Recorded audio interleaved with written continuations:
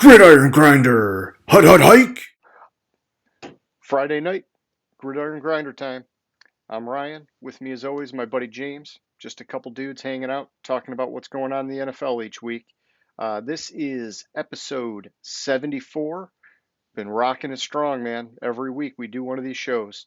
And so tonight we're going to hit up Name That Stadium. After that, we're going to cover some news from this past week.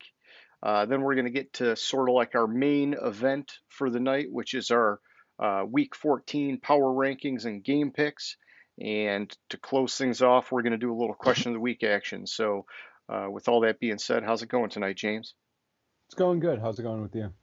Good, good, good, man. Friday night, looking forward to the weekend. I got very little planned, and I'm super excited about it, man. Yeah, those are always nice weekends. Yeah, maybe I'll actually get to watch some football this weekend. It seems like it's been a little bit of a lull for me lately. A lot of busy things going on. But we're into holiday season, so I guess that's normally probably how it goes. So yeah, fun stuff. Okay, so name that stadium. For anybody who is watching, if you're listening, obviously you can't see, but if you're watching, you can see James is out there every week traveling the country. He's got a new stadium in his background every week. Typically during the regular season like this, it's a home team that's playing this weekend. And this is just a little game that we do. If you think you know what stadium that is, hit us up in the comments section. The first person to get the right answer gets a shout out in next week's show. And so, James, why don't you tell us where you were at last week, man? Last week I was in Atlanta for the Tampa Bay Atlanta game. That was Mercedes-Benz Stadium. Okay. And was there any particular inspiration for that? Well, I thought it Oh, was you, intriguing. yeah, yeah. Sorry, go ahead. You told me last week, but for anybody who didn't hear it last week, yeah, tell me about it. So I thought it was an intriguing matchup, and there was kind of two things. One, it didn't happen. He threw four touchdowns, but he had one interception. But if Brady wouldn't have thrown that interception, he would have had a 28-3 touchdown interception ratio against Atlanta. Plus, on top of that, going into the game, Brady was, I believe, 9-0 against the Falcons. Oh, wow. Yeah, so he just freaking Aaron Rodgers owns them. Yeah, exactly. Okay. Well, hey, that's cool. So, yeah, for anybody watching, hit us up. We want to see if you know where James is at. I think this one is maybe a little more obvious than others, but, you know, we may not get any takers. You never know. We'll see what happens. So, moving on here, let's do our recap of the past week. And, James, I didn't like go through it with a fine tooth comb, but, I know like the big thing that came out very recently is the death of former Broncos wide receiver Demaryius Thomas, and at a very young age. I didn't even realize he's only 33. I guess that's the challenge of us getting older is that sometimes I feel like these guys are older, but they're really not. They're a lot younger, and but he was a really really good wide receiver, very productive for a long time, especially when he had Peyton Manning as his quarterback, and sad stuff. Young guy, and I don't know exactly what happened. Uh, what I read on NFL.com, the article basically said that they thought that this was something to do with a health issue that he had. It wasn't like a drug induced thing or a suicide thing or something like that. It was, just something kind of like a natural thing that just was an unfortunate, sad kind of thing. Yeah, it was sad. It was not a stroke, a seizure. I think it was the medical issue. He apparently had a seizure while he was taking a shower. Oh, okay. So yeah, see, I didn't even get that much in the article I read. I think it was a seizure. Like it was either a stroke or a seizure. It was one of the two. I can't remember or remember exactly. I remember I was hearing about it today. Like he had like it was like a wellness check that was done on him because people hadn't heard from him. Yeah, it was seizures. So he had been Oh, suffering from seizures for years, and they believe he had a seizure while showering. okay. Gotcha. Yeah, and so maybe, who knows what happened from there? Hit his head, or, it could have been Yeah, any number of things, I suppose. Hmm. yeah, any number of things, but it's like apparently he had it while showering, and that was it. Which I mean, it's sad because like hearing some of the like stuff like he's apparently just like this like the most amazing human being, and like always doing stuff for kids and around the holidays out like for the less fortunate, do like donations or doing gifts, stuff like that, like just like an amazing person. So it's kind of sad.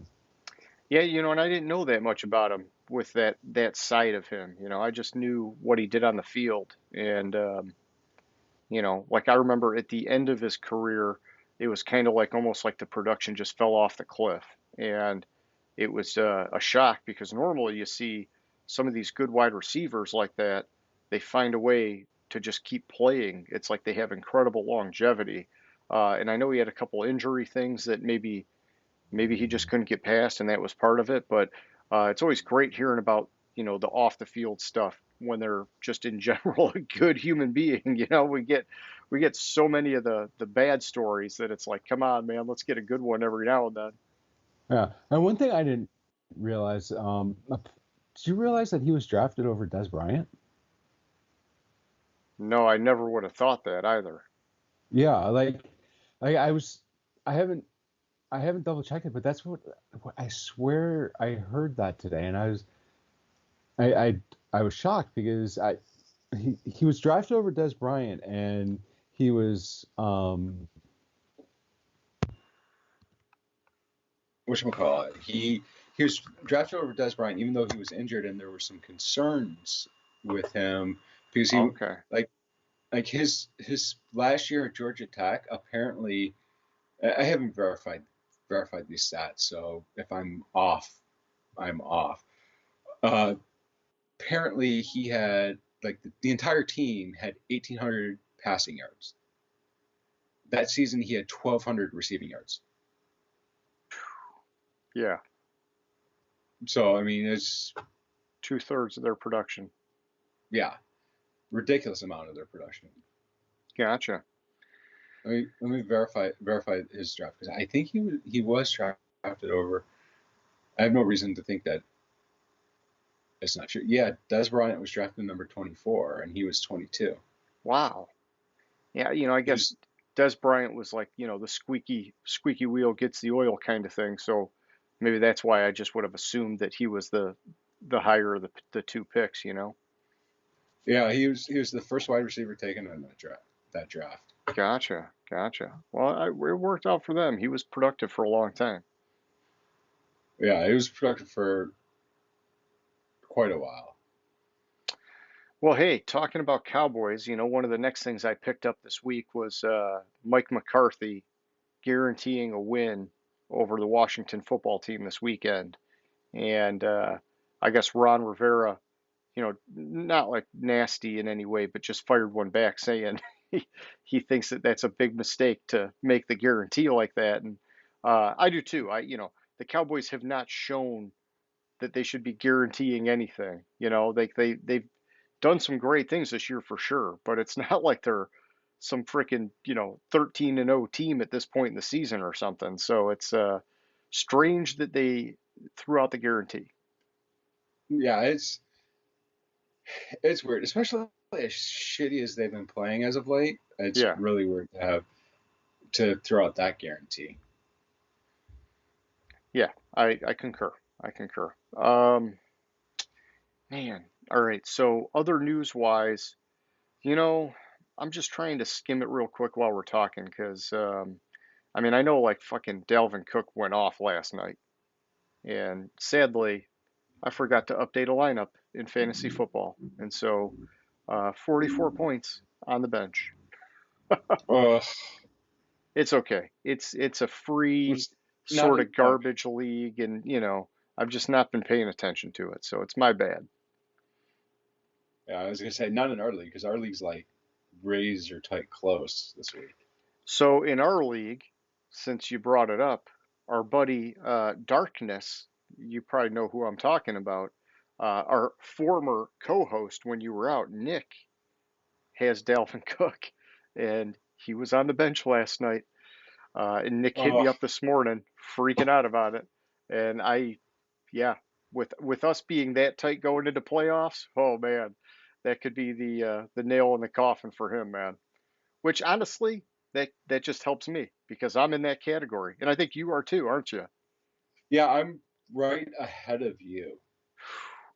But like I swear, like I'm like it's by points, and I think it's like two or 3 points ahead of you. Okay, yeah, we got the We have same the same record. exact record. But yeah, we'll have to check the tiebreaker. I don't know if it's points or if it's by like divisional record or how we did it this year because we everything changed with that extra game and the schedule and everything. But um, we're just rolling with whatever the Yahoo, you know, tiebreaker is. But Yeah, yeah, I mean, if I think it's got to be points because I'm 4-3 in the division and you're 5-2, okay, and it's not even 2 points. I have 1,406.22 points, and you have 1,405.5 points. that's weak sauce for both of us, to be honest. But Yeah.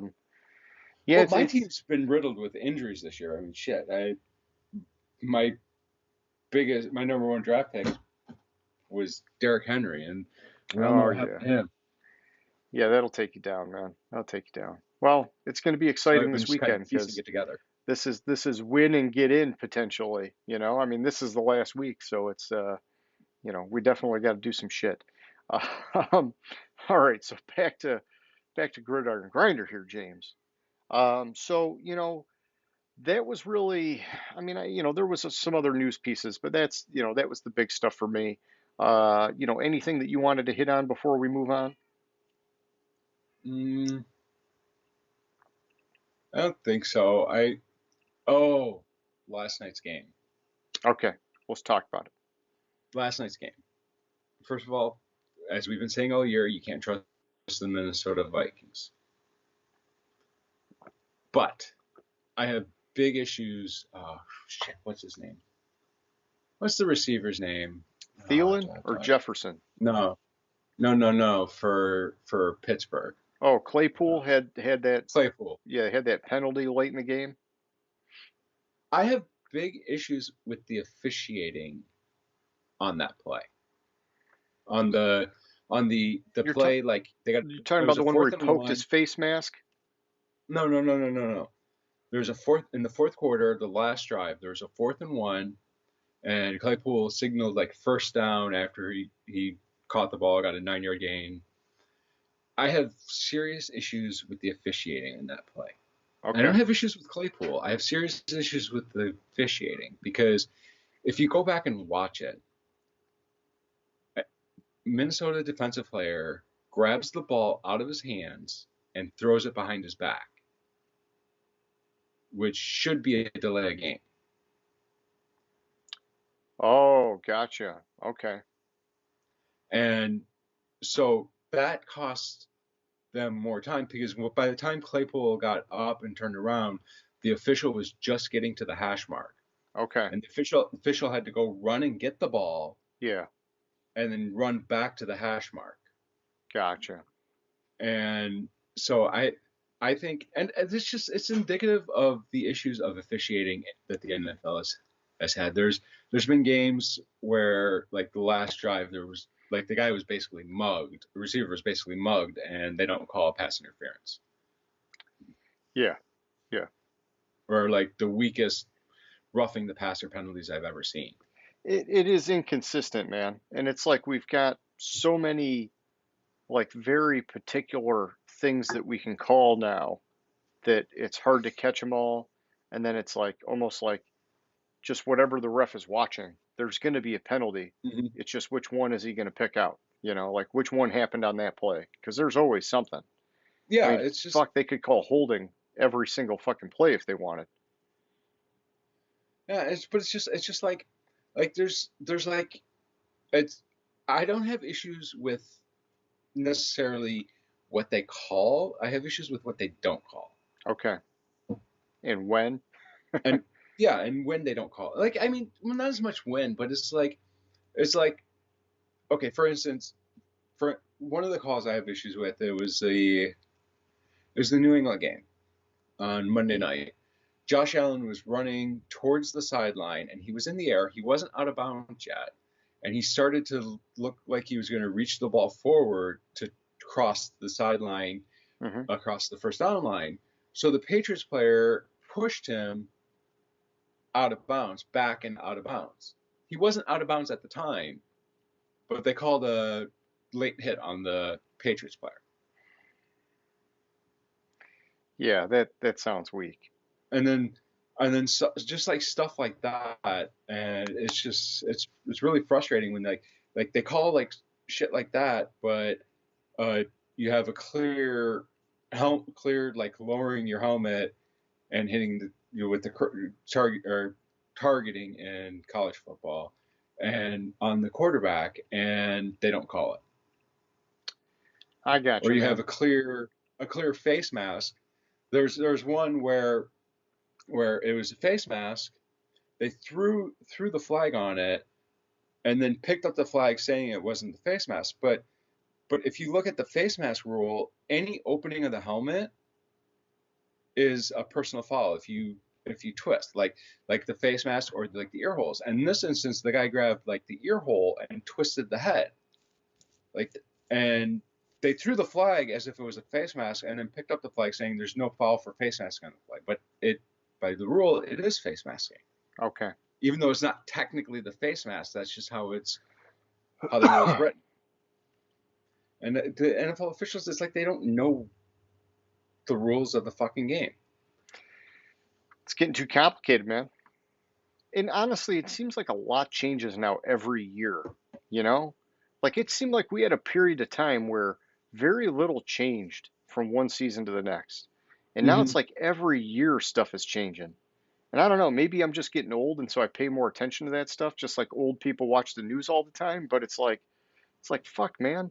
Like let's just play some fucking football. Yeah, well, some of it is it's not changes, it's just new points of emphasis.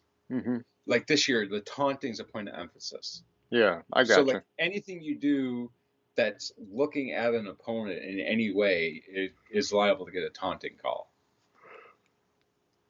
Yeah, you can celebrate, but you can't taunt.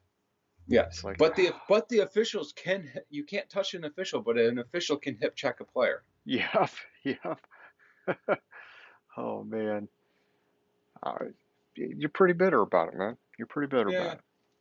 All right, we better move on, man. We better move on. All right, we can move on. Let's shake you out of this funk here, before, it's a good thing we're not sipping the whiskey tonight because I could tell that would have just been, here we go. Yeah. Whatever you got there, Diet Pepsi or Diet Coke or something. So, Diet Pepsi. Nice. Sponsor, please. No. All right, let's kick it over. Let's do our Week 14 power rankings. And so, James, my board, I had like a lot of stability at the top. Towards the middle, some shit got crazy. And at the bottom, it sort of stabilized again. And then there were a couple changes at the bottom. But, why don't you give me 1 through 5, man, on your board? Tell me what happened, what's going on there. So 1 through 5, I didn't have much change. Arizona stayed at number 1. I mean, they won. I wasn't as impressed with the win as I thought. It wasn't as an impressive win as I thought it should have been, especially because they had Kyler Murray and DeAndre Hopkins back. But they won. They stayed at number 1. Tampa Bay stayed at number 2. They beat Atlanta. I mean, nearly doubled them up, which was expected. One of the changes in my top 5 is New England. I bumped New England up to number 3, which is a 2-spot bump. It was an impressive game plan against Buffalo, taking the conditions. And it's kind of why I picked New England in the game. I changed to New England in the game, I believe, from what I originally sent you, is I kind of looked at it and I was thinking, well, the weather's going to be pretty shitty, and which leads to a running offense versus passing, and the Bills can't pass the ball. Number 4, the Packers, they stayed the same. They didn't play. number 5, the Bills, after losing to New England. And I mean, also in the game, there was a lot of bad decisions made by the coach. They didn't adjust to run blitzes and stuff like that to try to stop the run against New England. So they dropped 2 spots to number 5. Gotcha. So my 1 through 5 remained intact 2 weeks in a row now. Pretty wild.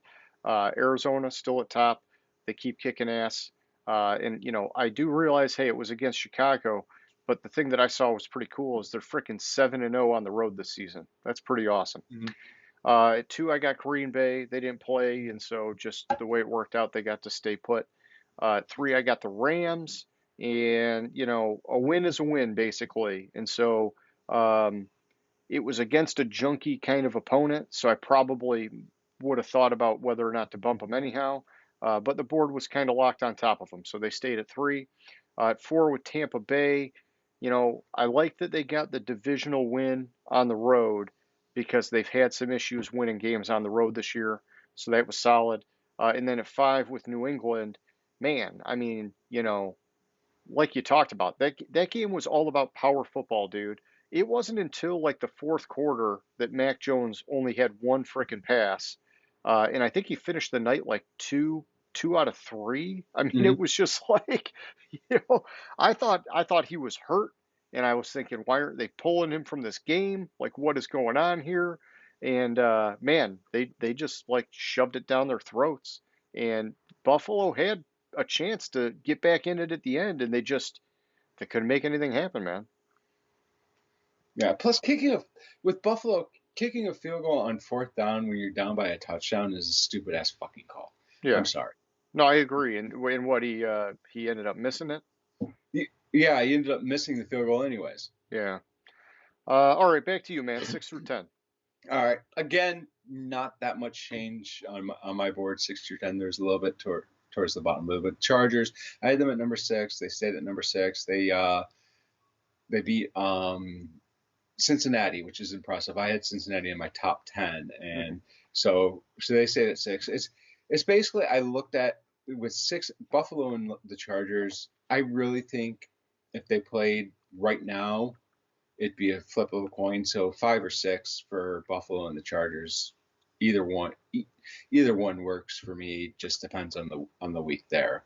Okay. 7, I have the Cowboys. The Cowboys just beat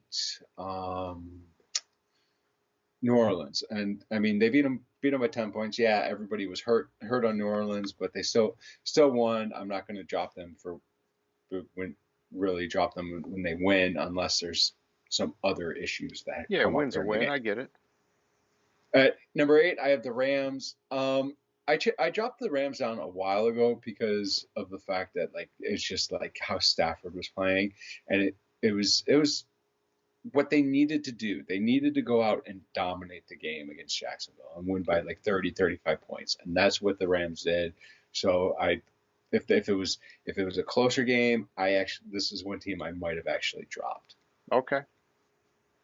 9, I have the Colts. They bumped up 2 spots. The Colts are playing better. Yeah, it was Houston, but I mean they shut out Houston and they just completely dominated that game, and they're back on track with the running game. As long as they continue to run the ball with Taylor. I know what you mean. Jonathan Taylor. I know. I got Jonathan Taylor. As long as they continue to run the ball with him, the team will continue to win, I believe. At number 10, I have the Ravens. They only got a 1 spot drop because a lot of the teams in this range I had last week lost. Okay. So, I mean, besides like a couple teams that were on bye, and then like a lot of these teams lost. So I couldn't really drop Baltimore much lower. Plus, I kind of still had to keep them above Kansas City because they beat Kansas City. I gotcha. So I don't have it that way on my board, but that's okay. I've got Kansas City at 6 now, and I bumped them up 2 spots. And to me, it was more about looking at these teams in this range we got a handful of them sitting here at 8-4, and I felt like Kansas City, they started off the year sort of like struggling a little bit, and they've since like totally turned the freaking corner, and they're playing solid football every week now.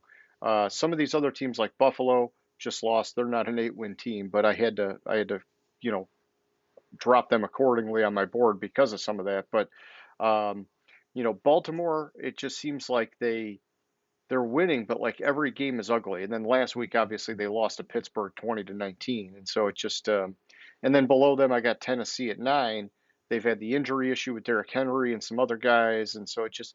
I don't know. I just felt like Kansas City has now become the better, stronger, more complete team than the other guys in this range, and so. At 10, I got Dallas. And so basically, just to kind of hit it, Kansas City went up 2, Buffalo went down 1, Baltimore went down 1, and then I had Tennessee at 9 and Dallas at 10. They stayed put from where they were at last week. And so, just kind of like taking the chunk and shaking it up a little bit. Yeah, and another thing with Baltimore that I didn't 100% take into account in my rankings was because I want to see how the team reacts now, but they lost Humphreys for the season. Oh, gotcha. Okay. Yeah, that could be a factor. Yeah. Um, okay. Back to you at 11, man. All right, so at 11, I have the Chiefs, and they got a 4-spot jump this week. They beat, yeah, it was Denver. It wasn't the dominant Chiefs performance offensively that you would expect, but the defense is playing really good, and I'm really impressed with it, with how the defense has turned it around ever since they got Gordon. They kind of they've been able to turn that defense around, and the defense playing actually dominant. I would refer to as dominant defensive football now. I mean, the win against Denver, we'll get into Denver later. That team's a dumpster fire. At 12, I have Cincinnati. I didn't drop them too much for losing because I had the Chargers ranked ahead of them. I thought Cincinnati might win the game, but the Chargers looked like they were back in form. So I'm not gonna really kill them much more than 2 spots for losing to the Chargers. Okay. 13 and 14, Tennessee and Cleveland, they were on byes. They didn't move. And I finally did it. I finally dropped the 49ers a few spots to number 15. I dropped them 3 spots, and I wanted to drop them more, but again, it's that situation where everybody else pretty much the next like 5 spots behind them lost. Yeah, so the only way you're really going farther is if it's like a fucking landslide, and that's Exactly. it's too much too fast. I got you. All right, so over on my side, I got the Chargers at 11. I moved them up 3 spots, and so, I kind of been telling you, like I've been wanting to have a reason to boost them, but it just seems like every time I get that chance, they lose. But they won this time, and so I gave them a nice little bump there. And I feel pretty confident in them down the stretch actually after that game. I like what they did there against Cincinnati. At 12, I got Cincinnati. I dropped them down 1 spot. Tough game. And I thought they were going to win. They were at home. I had them very closely rated on my board. It's okay. It is what it is. 13, I've got Indy, and they won, but I didn't move them on my board. And it just sort of the combination of factors above them and below them, and then sort of looking at their quality of their opponent. Um, the thing that I'm worried about with Indy is that it looks like the last handful of games on their schedule start to get tougher. And it makes me wonder, can they really get into the playoffs, or is it going to be, are they going to hit the wall? They had a very rough start to the year. They've gotten a lot better. They've honestly been like kind of plugging away sort of under the radar. But it's like, man, they got to like win some good solid games here at the end if they want to make it in the playoffs. And they could do it. I'm just curious if it'll happen. And then at 14, I got Cleveland. They were on a bye week and they got a 2-spot drop. which, I don't know why it just works this way with me, James. A lot of times, the teams on a bye, they go up or down. It's funky. But, it's kind of like my chunk type approach. I took a chunk of these teams above them and below them, and I'm like, man, all these guys are sitting at 7 wins and Cleveland's sitting at 6. And so I thought it was appropriate to basically recalibrate the board. We'll just say that. And then at 15, this was like probably my most aggressive move all year, at least to the upside. I moved Miami up 7 spots, and probably a little crazy. They're probably going to make me eat it. I still have no faith in Tua, but they're on fire, man. They got 5 straight wins, and so you know they're sitting in this category of teams now with like 6 wins. And I just said, fuck, man, you got 5 straight. I'm going to move you to the top of that 6 win club, basically, is what I did, minus Cleveland. But, it's fun for now. Back to you at 16, man. So at 16, I have the Washington football team. They actually I was wrong. They did win last week. I thought all of the teams right here in this range lost last week, but they won last week. They barely won. The Raiders, I have at 17. Both teams stayed the same, more or less because of what else happened behind them with like Denver losing and other teams I had like right behind them losing. A couple teams move up, but I left 16 Washington, 17 the Raiders, 18 the Saints. All the same from last week, even though the Raiders and the Saints lost, and the Saints didn't. The Saints looked terrible last week, but word is they're getting Kamara back, and the team's a completely different team with Kamara versus without Kamara. Oh yeah. 19, I have the Seahawks. They moved up 2 spots for me, and 2 spots felt really aggressive to move them up. But Yeah. it's just kind of how everything worked out in this range that it ended up being 2 spots. Look, Seattle's done. Russ is done in Seattle. Pete Carroll's done in Seattle. They got to break it down and rebuild that team. Okay. Number 20, I have the Steelers. I was impressed with the fact that they won and they beat Baltimore. Yeah, they beat Baltimore because Baltimore went for the 2-point conversion instead of kicking the extra point to tie the game and go to overtime. Harbaugh's decision, if you think about it with Humphrey going down and with what was going on in the game, makes sense to go for 2 and try to close it out there because you don't know what's going to happen in overtime. Pittsburgh is a terrible team. Ben Roethlisberger is shot, which that was the other news this week that I forgot about. Apparently, Ben Roethlisberger has told former Steelers that this is his last season. Yeah, I did hear that. Yep.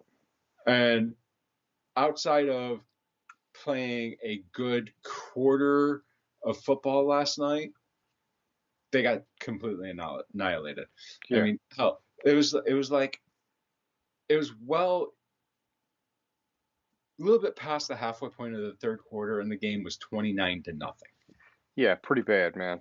Pretty bad. And great they came back, but that's part of that is Minnesota's inability to close and their defense just like opening the door to everybody. So yeah, and the first part of the comeback was Pittsburgh scored the touchdown, and then Kirk Cousins threw an interception to give them a short field.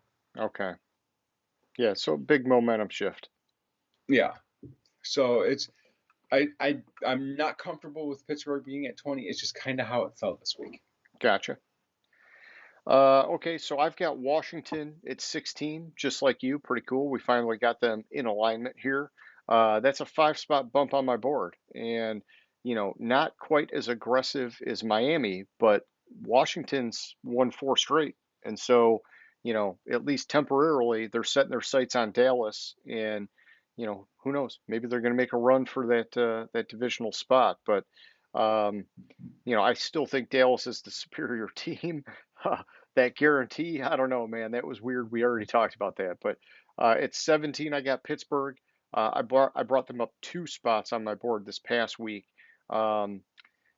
they play, like you said, some bad football this year, and they've been sloppy, they've been undisciplined.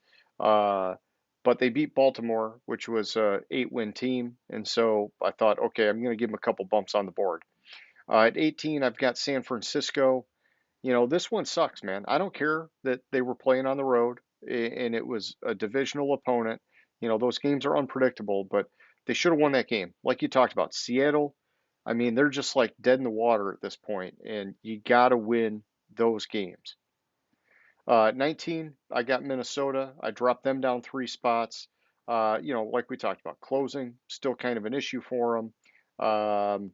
I don't know. I mean, they looked better last night, but this is all about what happened the week before. So, and then at 20, I've got the Raiders. I also dropped them down 3 spots. I just felt like with the Raiders, you got to win these kinds of games if you want to have a legit shot of doing anything in the playoffs. And then I came across a stat that just stuck out to me and bothered me is that when I look at these top passers in the league this year, James, um, like you've got, I'll just go like Dak Prescott and up. They all have 3,100 plus passing yards. All of these guys have, and Dak is on the minimum, which missed time, 23 touchdowns. And then the next guy, 25. The next guy, 26, 27, 27, 30, 34. Derek Carr, man, sticks out like a sore thumb. He's only got 17 touchdowns. It's like, and the weird thing is Stafford is sitting at 30. Stafford used to be the Derek Carr. He'd have a shit ton of yards, shit ton of attempts, but his touchdowns always lagged. And Stafford obviously corrected that this year. Thank you to Sean McVay. But it makes me lose confidence in the Raiders when I see the quarterback's getting a ton of yards, but come on, man, those touchdowns, it's got to be somewhat proportional, or it's just not a good recipe for success. So, you know, 3 spot drop. But back to you at 21, man.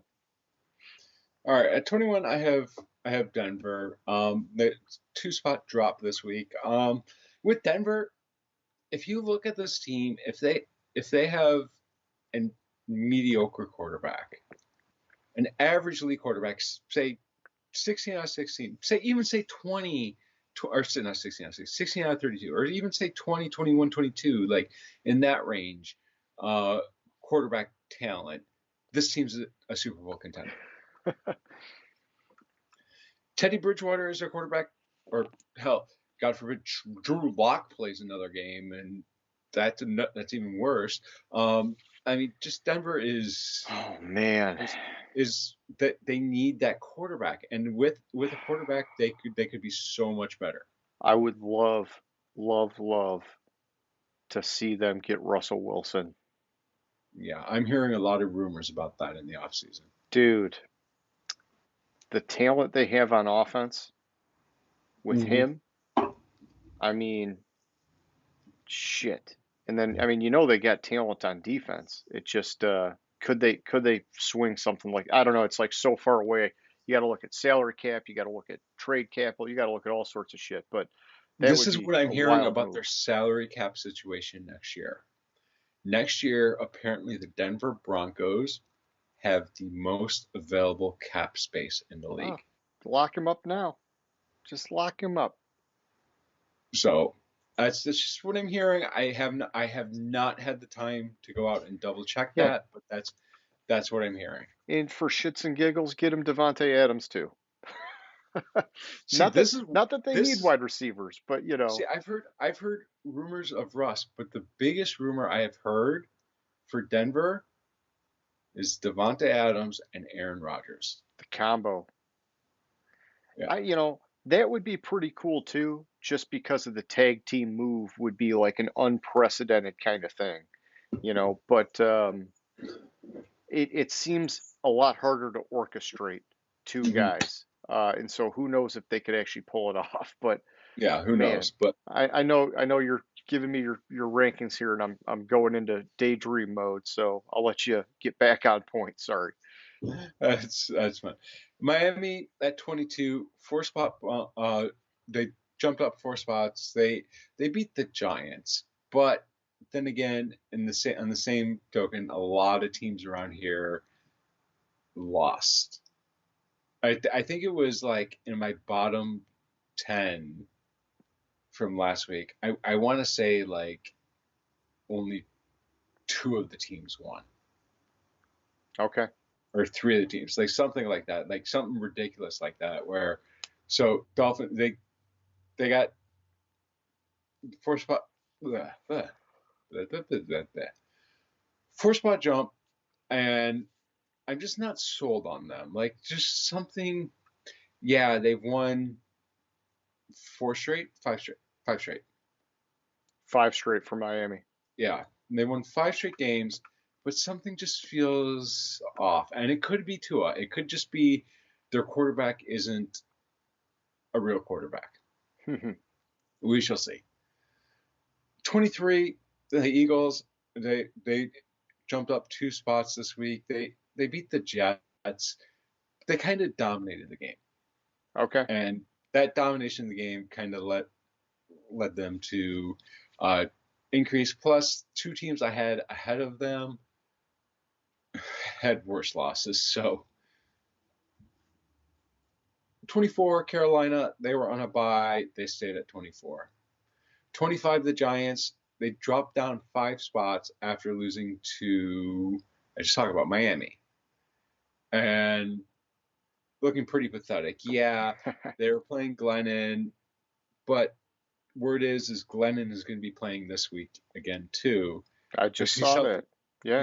So I mean, yeah, Glennon's better than Jake Fromm, but I mean, you don't have the quarterback of the future on the Giants, and they just need to cut ties with Daniel Jones and get rid of his ass and start fresh.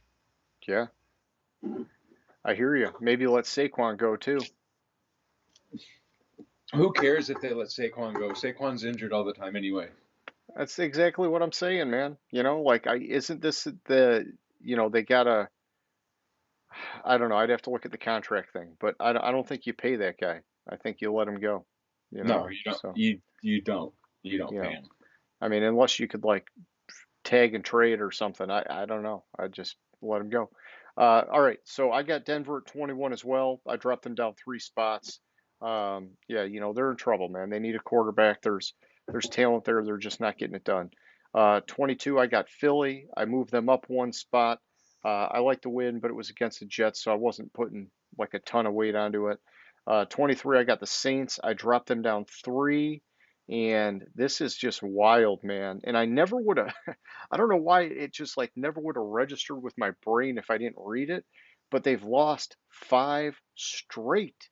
Like I just can't fathom that. But it's the first time it's happened in the Sean Payton era. And so not a good look, but this is not a normal season for them. And I'm sure they were banking on some consistency at quarterback, without Drew Brees, and they're not getting it. 24, I got Seattle. I moved them up 2 spots.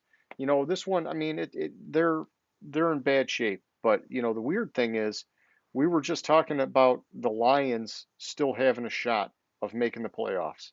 Like some messed up, crazy scenario, they could still get in.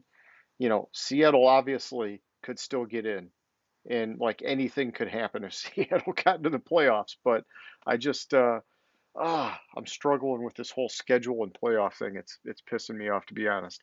And then at 25, I got the Giants. I dropped them down 1. I think you covered it pretty well, man. They're not looking good at all. So back to you at 26. All right. So at 26, I have the Vikings. They lost to the fucking Lions last week. Yeah, it was a last minute play. Yeah, it was a close game. But if you looked at the beginning of the game, Detroit was out to the lead, and then Minnesota came back, and then the Lions won the game. The only reason why they didn't drop further past 26, which is a four spot drop, is because every single team but the Lions that I had ranked behind them lost. Hey, there you go, man. 27, I have the Falcons. They stayed at 27. They lost to a vastly superior team. Plus, everybody in this range lost. So Mhm. they didn't move. Chicago's the same situation. They lost to, who did Chicago lose to? Arizona. Arizona, a vastly superior team. It was a competitive game, but everybody around this area lost. And I believe Chicago beat the Lions both games they played against the Lions, which I have at 29, a 3-spot jump from last week after beating Minnesota and apparently celebrating like they just won the Super Bowl. I honestly, I didn't see the end of the game. I fell asleep and my wife woke me up after the game was over. Number 30, I have the Houston Texans. I'm sorry, let me rephrase. At number 30, I have the only team that's been eliminated from playoff contention this season, the Houston Texans. They were finally eliminated from mathematically being able to make the playoffs this past week. And it's weird because they have the same record as the Jaguars, yet the Jaguars aren't eliminated, but the Texans are. I don't really understand how that happened. Yeah. But they dropped down one spot because this kind of just shifted with the Lions. I had the Lions at number 32 last week, so a couple teams dropped down one spot. In talking about the Lions and the celebration, I think there's a couple things. Obviously, it's the first win with a new head coach, and so they were excited about that. And It's Jared Goff's first win with a coach besides Sean McVay. There you go. That's another reason. And it was a thriller at the end.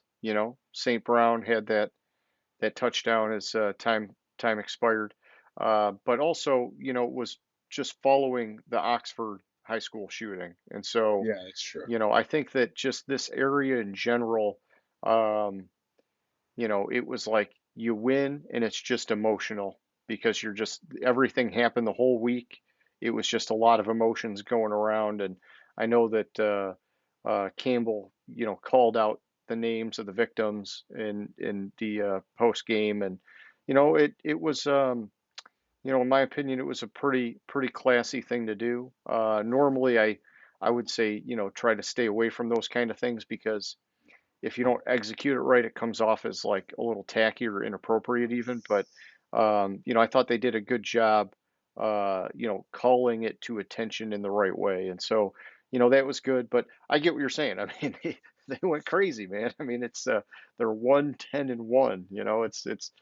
It's hard to get behind that, but But they still uh, can make the playoffs. yeah, blows my mind. Blows my mind. So at 26, I got Atlanta. I moved them down a spot. No big deal.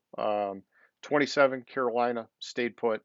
28, Chicago lost, but stayed put. Kind of like you're saying, like the backstop for them is just almost everybody else lost behind them. So 29, the Jets, same kind of thing as the Bears. And then 30, I've got the Lions. I moved them up 2 spots on that win.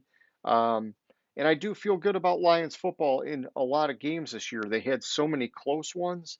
It's just that they didn't win for so long that they had to go to the bottom for so long. And now that they got a win, I'm like, hey, let's elevate them for a little bit. Let's see if they can repeat. And if not, then they'll drop back down. So it's all good. Back to you for the dumpster fire. So 31, I have the Jets. It's the Jets. They're the perpetual dumpster fire team.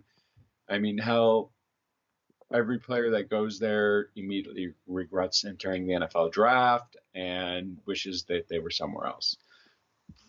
32, I have the Jaguars. Only thing I want to say about the Jaguars is it's time for the Urban Meyer experiment to end. Oh, don't spill the beans because it's part of our question of the week tonight, James. Okay, I will just leave it at that.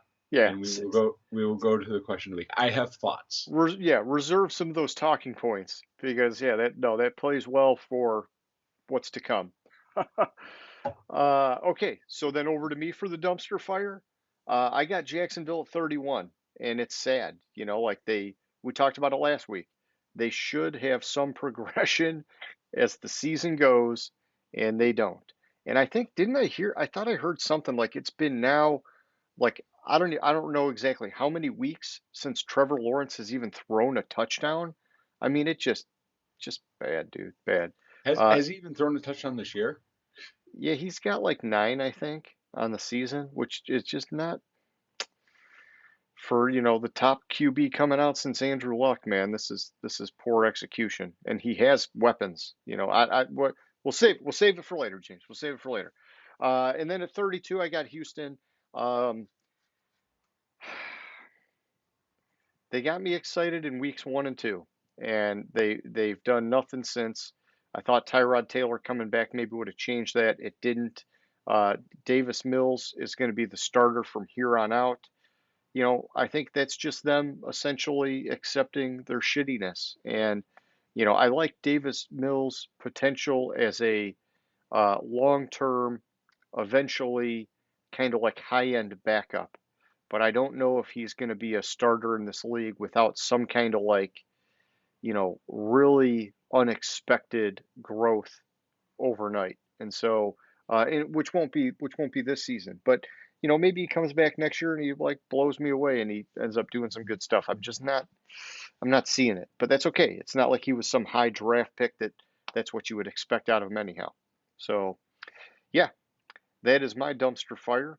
And with all that being said, why don't we Before kick? before we Oh, move on oh, move on to the week, sure, sure. I it's pretty on topic for this here. My wife sent me a screenshot of somebody's tweet, and I'm going to read it. Sure. Watching football with your 11-year-old daughter is fun because when you get frustrated at your team, she asks calming questions like, "Daddy, do you really think you can do better than the players?" Oh, oh, All right, yeah, now we can move on. yeah. The answer is Is a only if I'm resounding playing yes? only if I'm playing Madden. Okay, yeah. So moving on, Week 14 game picks. Going into this, James, here's where we stand. You got 105 wins, good for 54%. I've got 114 wins, good for 59%. Our win percentages did not change this past week. Um, Man, we are fucking sucking it up, dude. I don't know, dude. I don't know. But anyhow, let's get to it. Um, we had last night, both of us had Minnesota, so we were off to a good start there. Let's move it on to the weekend. We got Dallas at Washington. All right, Dallas at Washington. Mike McCarthy put out his guarantee, and looking at it, I agree with his guarantee for the win. This Washington football team, if they had a quarterback, I might feel differently. I don't think Heineke, however you pronounce his name, is the quarterback of the future. I think he's a good solid backup, but I don't think he has what it takes. So I'm gonna go with Dallas. I got you. I got you. And I'm gonna fight you on this one. I like Washington's played some good games. They've had some interesting wins, like Tampa Bay, and their defense shows up sort of at random times.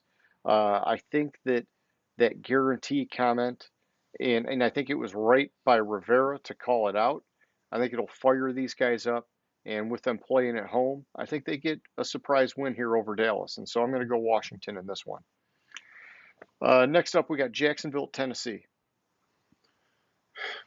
I just said Jacksonville is a dumpster fire. Tennessee's going to win the game. Hey, I gotta ask, man. I gotta I know ask. you got to Yeah. ask because sometimes I pull some random shit out of my ass, and no, there's I no mean, way. yeah, and I'm going Tennessee as well. I found it interesting when I was looking through some stats today.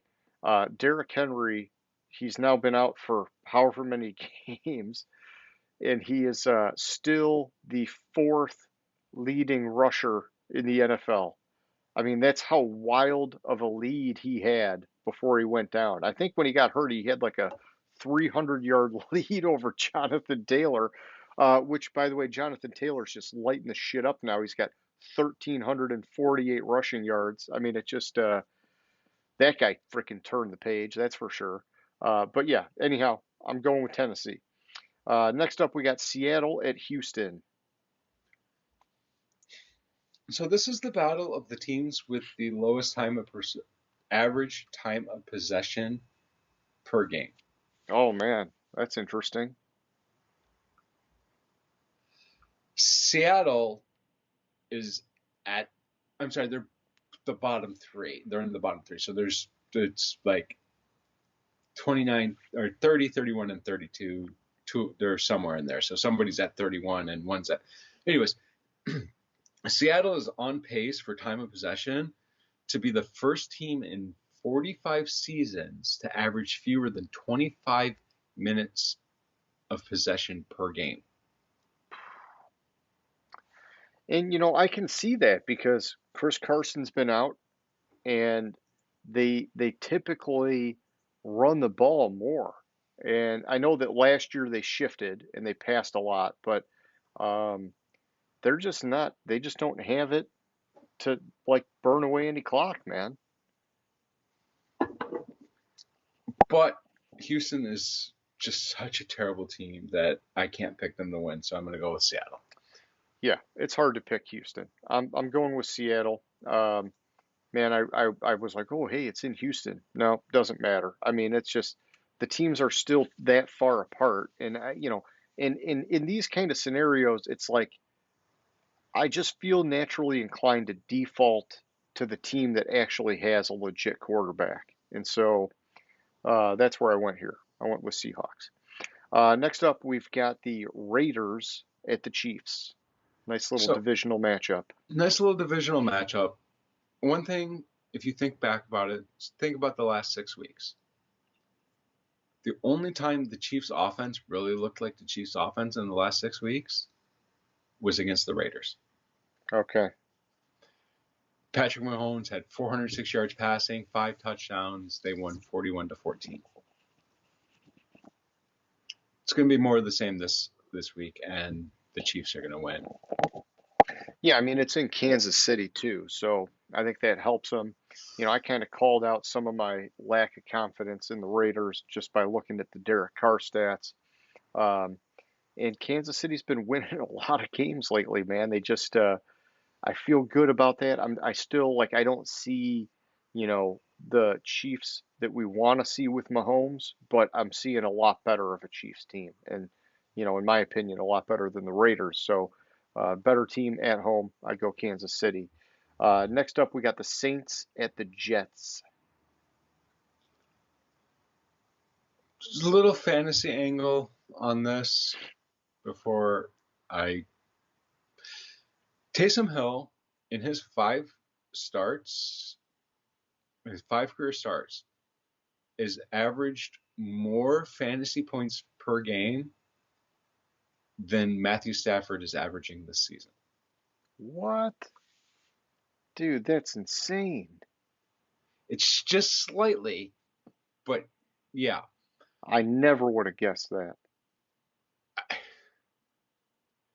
The Jets are a fucking terrible team. Yeah, Elijah Moore is coming on strong. It's the last what, like 5 weeks or whatever. Since week 9, he's had 5 touchdowns. He's also, which is tied for the most in that span. He's also had almost 400 yards receiving, which is 7th most in the span. So the Jets offensively are passing the ball well, at least to Elijah Moore. But Saints are getting Kamara back. Yeah, Ingram will probably be sidelined because of COVID, but I'm going to go with the Saints, even though I'm not a believer in Taysom Hill. Okay. I'm with you on the Saints, and to me, it's not like I don't have a lot of conviction behind it because obviously the Saints, we talked about it, they've lost 5 straight, losing record, not good. And then the Jets, man, they do still have those couple shock wins, and so I feel like anything could happen in this one. Um, but I do like Kamara coming back. I do just think that the roster is more talented in New Orleans. You've got like a very savvy, smart head coach in New Orleans, and the Jets. It's rookie head coach in Saleh, which I like, but they've got so many pieces that they're missing, and so I'm going to stick with the Saints in this one. And by the way, I don't know if I talked to you about the Brian Kelly thing. I don't think I did, but um, let's just save it for after the show because it's R-rated, and you know, this show is oftentimes R-rated, but it's a little more personal and emotional for me. So I'm going to save it for later. Next up, we got Atlanta at Carolina. So, unfortunately, I'm going to bring a Lions angle in here. This might be the game that kills the Lions' playoff chances. Oh, okay. Because apparently, for the Lions to make the playoffs, they need this game to end in a tie. Oh man. Just put your money on zero on roulette. Yeah. So, anyways, what it boiled down to for me in this game, the Panthers are probably the only team that I can remember that actually lost on their bye week.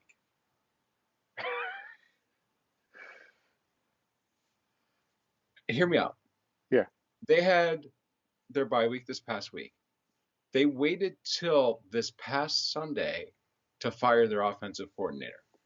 Yeah, that was weird. Instead of Tuesday, Monday, Wednesday, like give them a couple days last week to kind of get the players, send the players to play new offensive coordinator stuff. Everything is just bad for Carolina. I don't even know who their quarterback is anymore. Yeah. Is it PJ Walker? I think it's supposed to be PJ Walker, but really, what do I know? I don't. Nope. Cam Newton's apparently still the quarterback there. Cam's still going to start. Oh man. All right. Okay. That even puts me more behind Falcons are going to win this game. And this game honestly could be like 40-0. Shit. Tired, but got to power through here, James. I picked Carolina, and part of it was that I picked them. They're playing at home, coming off a bye. I feel like that's good. Um, Atlanta's been super sketchy this year, missing some of their normal talent, and I still like what Carolina's done on defense. Um, Chuba Hubbard's played well in McCaffrey's absence, but man, I just with everything you're saying, I want to change it, but I'm just too fucking stubborn, and so I'm sticking with Carolina. Next up, we got Baltimore at Cleveland. Another nice little divisional matchup. It's a nice little divisional matchup. With some stakes. I heard a stat earlier this week, and I don't remember the exact number. I believe it was 250 yards. If Baker Mayfield throws for more than 250 yards a game this season, the Cleveland Browns are 1-5. Wow. So that's just proving that they're a run first team, and if the run's not working and they got to pass, it means they're not winning. Further, they're 5-1 when they rush the ball more than 30 times this year. Yeah, that is totally believable. I have a lot of concerns about Baltimore and that defense, especially with Humphreys going down, and like it's just injury after injury after injury after injury there, and I didn't like the last time these played. Lamar Jackson had a bad game, and I could see that happening again. I see it's going to be probably going to be a close game, like 22-20, 25-20.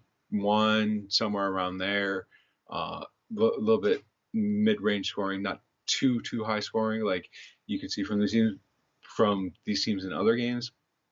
But I'm gonna go with the Cleveland Browns, and Myles Garrett this week has a shot at becoming the all-time franchise sack leader for a single season. He's currently tied with Reggie Camp at 14 sacks this season. Gotcha. That's a pretty good little run for him. Well, James, we got a lot of action this week. I'm going with Baltimore. You know, I just don't see a repeat of Lamar's four-pick outing like he had the last time against the Cleveland Browns. And so I think that that was a little bit embarrassing, and he got away with one. And he knows he's going to have to lock it up for this game, even though it's in Cleveland. And then, the passing thing I'm not as concerned about with Humphrey being out because it's really about stopping their running game. And I know they got Chubb and Hunt back. At least I believe they're both back. Um, but I think that that's something that Baltimore can slow down. And so, yeah, I think it could be a tight game, but I think Baltimore comes out on top. Next up, we got the Giants at the Chargers. So I don't remember. I think last year it was like week 5 or week 6 that Justin Herbert took over for And Tyrod Taylor, and we're week 14 now. Justin Herbert has 58 career passing touchdowns.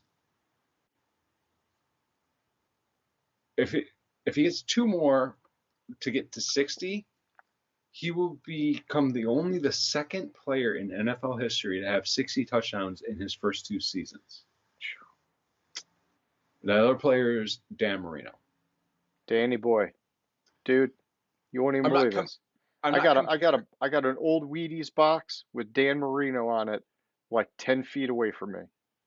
I'd flip the camera around, but then I'll mess it up. I'll show you later. But yeah, sorry. Go ahead. I'm not comparing Herbert to Dan Marino. I just thought that was interesting. Look, the Giants are a dumpster fire. I'm sorry. I just got a phone call. Dumpster fires called and said, please don't compare us to the New York Giants. Yeah, it's embarrassing. So it's offensive to dumpster fires to call the Giants a dumpster fire. They have no shot in this game. The Chargers are vastly superior. Vastly superior team. So I'm going to go with the Chargers. Yeah, I'm with you, man. I'm with you. Like I don't think that this is going to be a close game, and at least it shouldn't be. Sometimes these games are like trap games, but I don't see that happening here, especially with it being in Los Angeles. And I just finally gave him a nice little bump up my board, and there's a lot of disparity between where I got them and the Giants. And so, just on that alone, I'm going with the Chargers here. Next up, we got Detroit at Denver.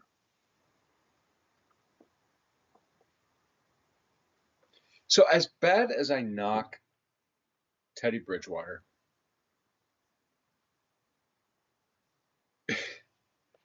he has a chance to become the first Broncos quarterback to throw 20 passing touchdowns in a season since Peyton Manning in 2014. That's some weak sauce. It's really weak. I don't think the Lions have a shot. A couple weeks ago, and I'm kicking myself for it because I didn't actually pick it. I flippantly said I'm not going to pick the Lions again, and then I said, but watch, in 2 weeks I'm going to pick them to beat Minnesota, and they beat Minnesota. I'm still not going to pick the Lions. I don't think the Lions defense can stop Javonte Williams, and he's a stud. He's gonna run the ball up on them. Lions are gonna lose by score maybe call it 5 points in this game. Okay, that's not but they're bad. gonna lose. Okay. Yeah, I mean it is at Mile High. That's usually an issue for a team like the Lions, but I am going with Detroit, and I'm going with the emotional momentum here. And basically, I'm saying they're coming off that high of getting their first win, and they're feeling good. They're wanting to get it again. And Denver is a susceptible team. And so I think it's possible that they get a repeat win. But yeah, I mean Denver is the better team, and the last I read, Detroit is without Swift and Williams at running back. And so, that's going against my case big time, but I'm going to stick with it. I'm going with Detroit here. Next up, we got the 49ers at the Bengals.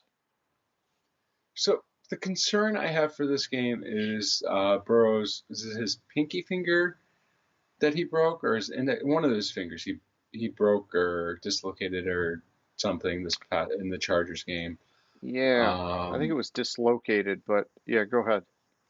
So that's a little bit of a concern for me for this pick, and that's probably why San Francisco's favored in the game by 1 point, but still favored. Joe Mixon has had a touchdown in 9 straight games. Yeah.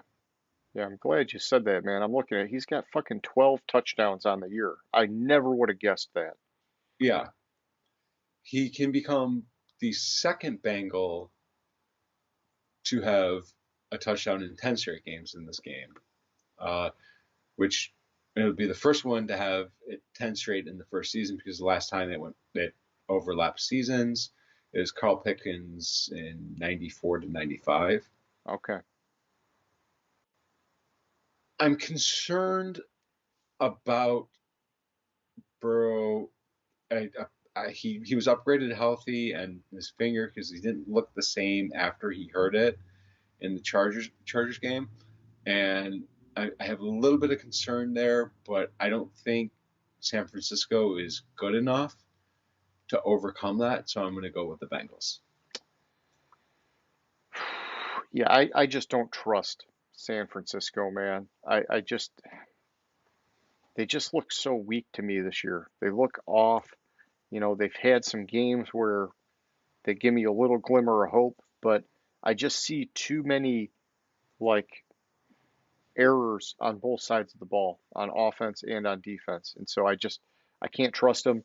Cincinnati has been a pleasant surprise for me this year, and I like that.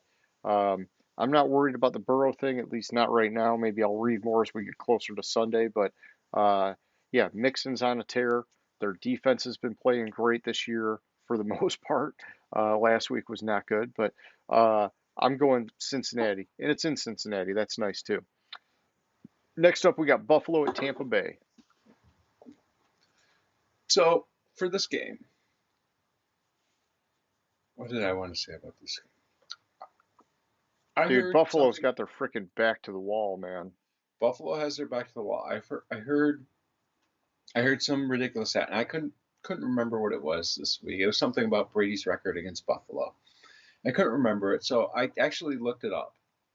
And we just talked about how Brady was like 9-0 going into the Falcons game. And I found the breakdown of Brady's record against every team in the league. Okay. Because he's beaten every team in the league. Yeah. He is not sub 500 against any team in the league. He has 3 teams that he is 500 against. Okay. And that's the Seahawks 2-2, the Cardinals 1-1, and the Broncos 9-9. Gotcha. Against Buffalo, he is 32-3.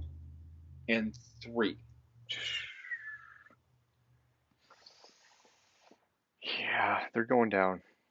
But no, I'm going Buffalo.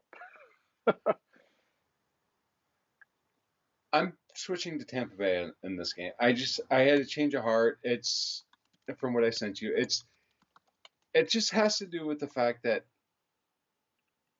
I love what I see out of Tampa Bay with the Brady Gronk combination, and possibly. So I was reading an article earlier today, and when Peyton Manning retired, he was asked if he thought his records would be broken, and he said he thought all of them would be broken, but one. And that one was the 114 touchdown passes he threw to Harrison. Okay. Quarterback receiver combo, most touchdown passes. Brady and Gronk are at like 104. Oh shit. They're gunning for him. So there's a chance that record could be broken too. So therefore, Peyton Manning won't have any records. But with Gronk playing, this Buccaneers offense is just that much better. And I hate to do it because this means Buffalo is not going to make the playoffs, and they were my Super Bowl pick. Oh. But I'm going to go with the Buccaneers. Okay. You make a lot of valid points. And if I was not such an ignorant, stubborn person, I would probably switch my pick too. But it's also because it's fun to have action. And we've got 1, 2, 3, 4, 5 different picks this week. So I like that. I like that spread. I'm going with Buffalo. I think their backs are against the wall. They got to get the freaking win. Um, I mean, I think they can lose and they can still probably get in the playoffs, but it definitely hurts their chances, man. And I mean, they're already not going to win the division. I mean, New England just embarrassed them with the way they played that last game, in my opinion. But I'll go Buffalo here. I'll roll the dice. I'll see what happens. Next up, we got Chicago at Green Bay. And don't tell Jimmy Graham that you own his team. I don't know if So, you saw that. He got all pissy about that, but go ahead. well, Aaron Rodgers does own the Bears. Yes. Aaron Rodgers is 21-5 against the Bears. Well, do you I know mean, who owns the Green Bay Packers, James? Well, you, I do. of course, but I have one share. that's neither here nor there. Yeah, Apparently, you're like fuck off. Come on. All right. Yeah. he's 21-5 against the Bears. Make that 22-5 because the Bears don't have a shot at this. The Bears are just a rudderless wreck. Yeah. I think that the only way Chicago gets the win is if Green Bay just gifts it to them, or there's like some strange set of circumstances, like Rodgers gets hurt early or something happens. We're talking about Green Bay's number 2 on my board. Chicago's like in the bottom 5. I mean, I couldn't take Chicago, especially when it's in Green Bay. Next up, we got the Rams at the Cardinals. This big game, dude. This is a big game this week.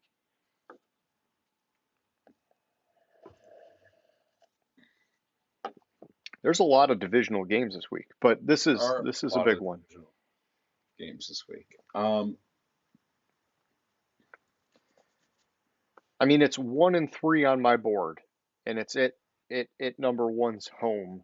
Um, I'm taking the Cardinals, man. I'm riding that fucking train as long as I freaking can. I'm so pumped with how Arizona's been playing, and I just it helps if they beat Stafford. So, but So, yeah, so I think Sean McVay has only lost once to the Cardinals.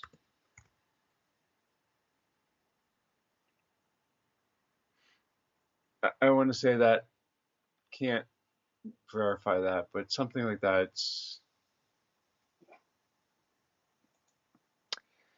dude. While you're looking that up, I'll tell you this: it's insane that Cooper Kupp already has a fucking 100 receptions, dude. Mm-hmm. In Oh, I know.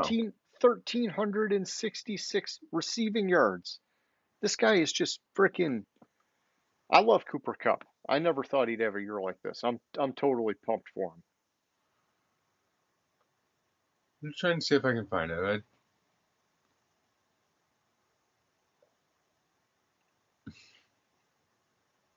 Oh, that's crazy.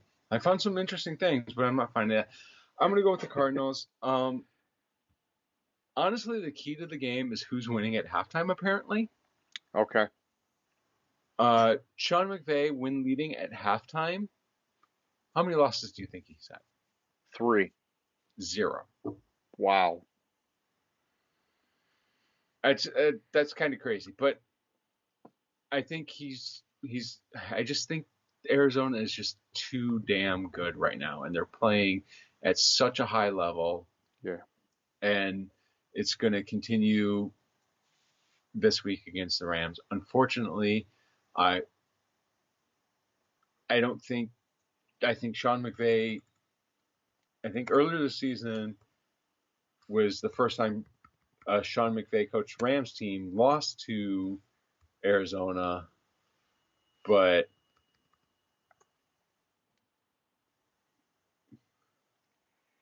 yeah, he's 7-1 against. Okay. No, he's 8-1 against Arizona. Gotcha.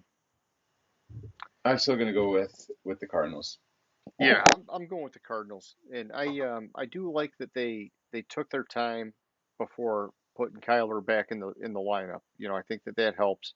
We talked about, hey, they were winning games, don't rush it. You want to make a good run down the stretch, have them be healthy for the playoffs, and I think they did it the right way. James Conner is running like crazy in that backfield.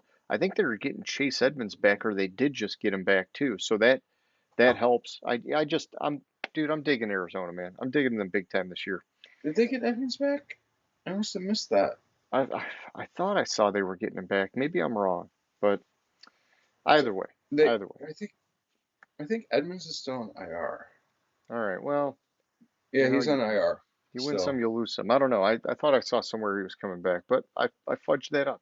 So Um. yesterday they designated him to return. Oh, okay. So that gives him 21-day practice window to be activated from injured reserve. Gotcha. So maybe I jumped the gun a little bit, but Yeah, that's close enough. positive. Yeah. All right. Moving on to next Thursday. We got, man, another sweet divisional game. Kansas City Chiefs at the Los Angeles Chargers.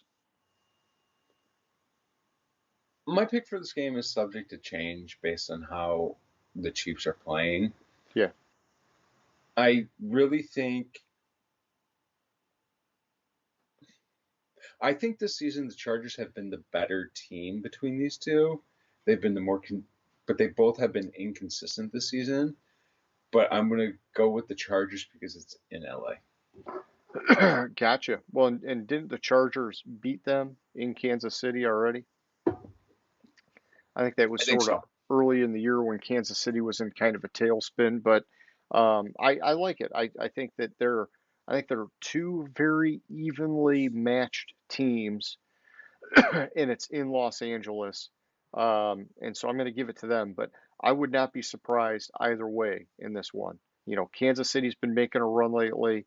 I could see it going either way, but I'm going to give the edge to the Chargers because it's going to be a home game for them. And yeah, I think after this weekend, potentially I could reevaluate it, but that's where I'm at right now. Well, enough said about that, James. Let's move over to our question of the week. And, we started talking about Urban Meyer earlier. A very simple question of the week. Should Jacksonville fire Urban Meyer, whether it be now or after the season is over? More than likely they would wait until after the season is over. But, my opinion, I think, is shared with yours. I guess we're about to find out. But I think they fire his ass, man. The team has a lot better talent than what they've put on the field this year. They have plenty of weapons on offense. They have a couple of like building blocks on defense. And really, it's just like the complete lack of development by Trevor Lawrence to me is just unacceptable. I mean, it's on the coaching staff. This is a guy that's supposed to be like sort of like a generational talent, and he's gone X amount of weeks now without even throwing a freaking touchdown. And it's not like he doesn't have wide One, receivers. one What's week, it? 1 week, 1 week. Okay, so His last then, touchdown was Sunday, November 28th versus Atlanta. all right, well then somebody fed me some line there. But either way, Before that, it was 3 straight weeks. well maybe that's it. So maybe he's got I don't know. It's not good, dude. It's not good. Uh, and I've heard some people throwing the offensive line under the bus, saying he's got not enough talent on offense, and Robinson's not been running well. All these things. Excuses, excuses, excuses. That offensive line is better than so many other number one overall quarterback picks I've seen have in years. I mean, it just,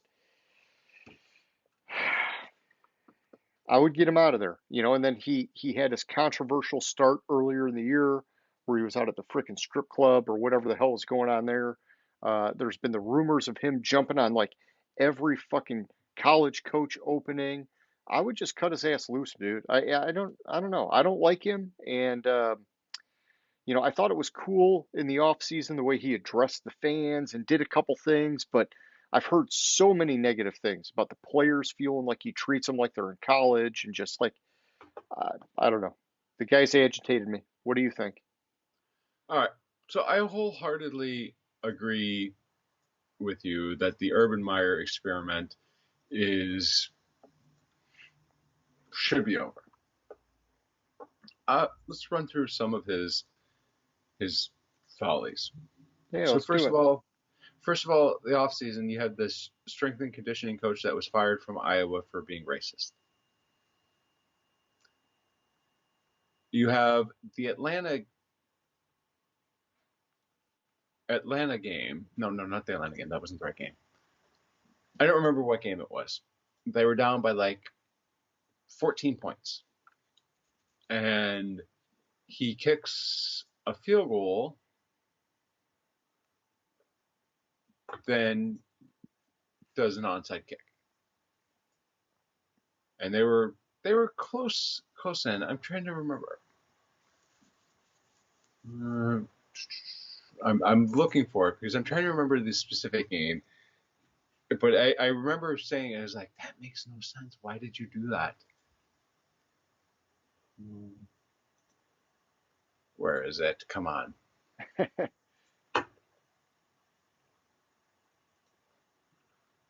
it the Cardinals game?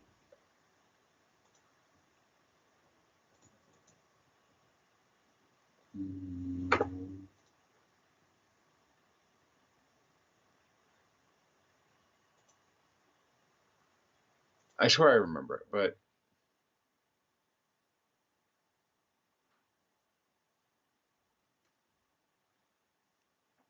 anyways. Yeah.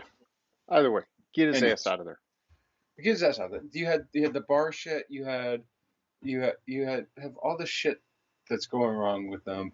And honestly, the best thing that Trevor Lawrence has done in his rookie season was calling out the coaching staff for benching James Robinson. Yeah, Because I let's thought call it that like was it a is. smooth move. Yeah. They've benched James Robinson. Yeah. There's no ifs, ands, or buts about it. Why is Carlos Hyde getting more carries than Robinson? Robinson is Clearly better at the respective stages of their careers. Hyde had a little bit of juice early on. I mean, but we're talking years and years ago at this point. yeah. It's just ridiculous. And it's gonna bug me about that game because like I kid you not, I was like, what the hell game was it? And anyways, Yeah. Well, you can save it for later if you think of it. And we're wrapped up here. You can hit us up next week, man. We're not going anywhere, James. We do this every week. I would have to find it because Sure. Take your time. Take your time. But for tonight, I think we need to wrap it up, my friend. I think you're probably right. It's just I'm gonna continue to look at it as we wrap it up. Okay. Or I mean, we can stall for a minute. No, I it's can. cool. All I'll right. I'll find it anyways, like right after we're done. Yeah, and just put it in the comments section below the video. I found it. It was this week. Boom. And then we'll get like a whole bunch of views because people are like, "Oh yeah, James is all over it." Yeah. And then we'll be heroes. We'll be heroes. Okay, that's the goal. But yeah, so I think that's good for tonight. Anybody who's still watching, we appreciate your support. It means a lot to us. And we hope you like the show. If you did, give us the thumbs up or the like or whatever platform you're on. Subscribe if it's on YouTube. That definitely helps us out. Yeah, we do this every week. It's fun. And so, James, I hope you have a good night, man. And like always, I had fun. It was a blast. All right, man. I'll catch you later. Have a good one. Gridiron Grinder. Hut hut hike.